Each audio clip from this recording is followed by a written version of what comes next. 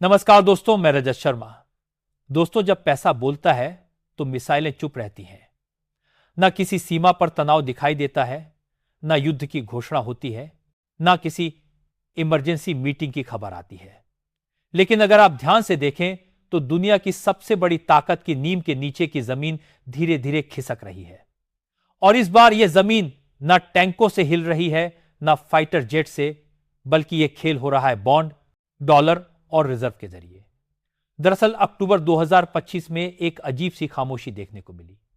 3 देश, भारत, चीन और ब्राजील, ना कोई प्रेस रिलीज जारी करते हैं, ना कोई बयान देते हैं, ना कोई दावा करते हैं। लेकिन इसी खामोशी में तीनों देश मिलकर अमेरिकी ट्रेजरी मार्केट से 28.8 बिलियन निकाल लेते हैं। इतिहास गवाह है कि सबसे खतरनाक फैसले अक्सर बिना शोर के लिए जाते हैं। अब सवाल यह नहीं है कि यह सिर्फ एक इकोनॉमिक आंकड़ा है। सवाल यह है कि क्या यह उस कहानी की शुरुआत है जिसे आने वाली पीढ़ियां यह कहकर याद करेंगी कि यहीं से डॉलर की पकड़ ढीली पड़नी शुरू हुई। क्योंकि ज्यादातर लोग यह मानते हैं कि अमेरिका की ताकत उसकी सेना है, लेकिन सच्चाई यह है कि अमेरिका की असली ताकत डॉलर है और डॉलर की रीढ़ है यूएस ट्रेजरी बॉन्ड। तो चलिए पूरी डेवलपमेंट को समझते हैं कि आखिरकार इस बड़े बदलाव की नींव को अंजाम कैसे दिया जा रहा है। लेकिन आगे बढ़ने से पहले इस वीडियो को लाइक करके चैनल को सब्सक्राइब जरूर कर लीजिए, क्योंकि आपके लिए तो 1 सेकंड का काम है, लेकिन इससे हमारी बहुत बड़ी मदद होती है।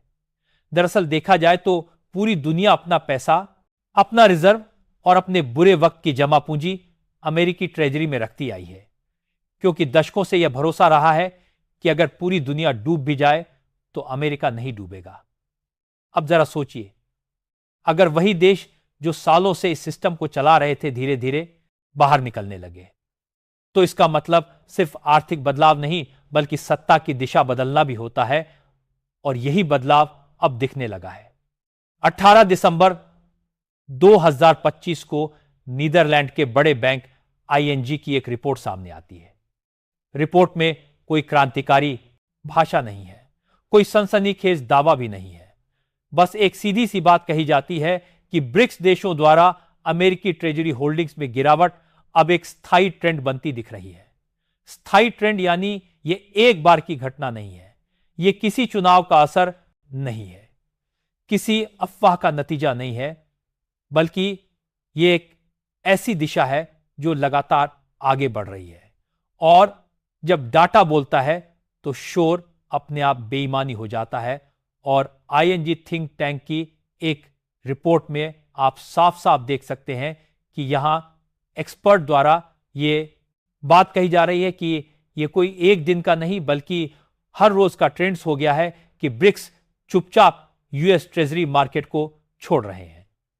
अब जरा आंकड़ों पर आते हैं, क्योंकि यहां भावनाओं से ज्यादा वजन नंबरों का है। आइए की रिपोर्ट के मुताबिक सिर्फ 1 महीने के भीतर चीन ने करीब 11.8 अरब डॉलर के यूएस ट्रेजरी बॉन्ड बेचे। भारत ने लगभग अरब डॉलर का एक्सपोजर कम किया और ब्राजील ने सबसे बड़ा कदम उठाते हुए करीब 5 अरब डॉलर की ट्रेजरी होल्डिंग्स घटा दी। अब यहां एक बात समझना बहुत जरूरी है। जब चीन बेचता है तो दुनिया कहती है कि चीन तो अमेरिका का विरोधी है, लेकिन जब भारत बेचता है तो सवाल कहीं ज्यादा गहरे हो जाते हैं, क्योंकि भारत अमेरिका का रणनीतिक साझेदार है, क्वाड का सदस्य है और फिर भी ब्रिक्स का हिस्सा भी है। तो सवाल उठता है कि भारत ने डॉलर क्यों निकाला। आइए और दूसरे फाइनेंशियल एनालिसिस साफ इशारा करते हैं कि इसके पीछे कोई राजनीतिक विद्रोह नहीं था। साल 2025 में डॉलर मजबूत हुआ, कच्चे तेल की कीमतें बढ़ी और भारत के आयात बिल पर दबाव आया।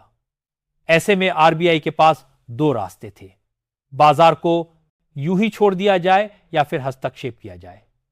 लेकिन भारत ने हस्तक्षेप का रास्ता चुना। डॉलर बेचे गए ताकि रुपए को जरूरत से ज्यादा कमजोर होने से रोका जा सके। और ये डॉलर कहां से आए?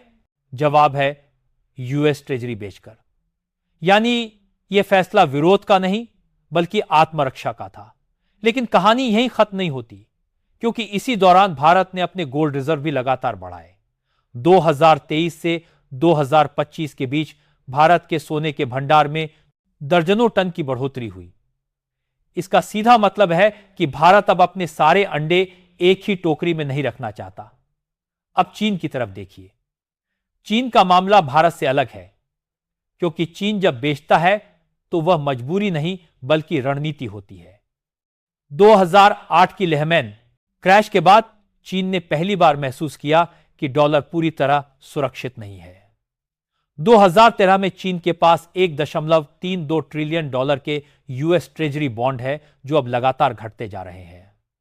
अक्टूबर 2025 में अकेले चीन ने 11.8 अरब डॉलर की ट्रेजरी होल्डिंग कम की।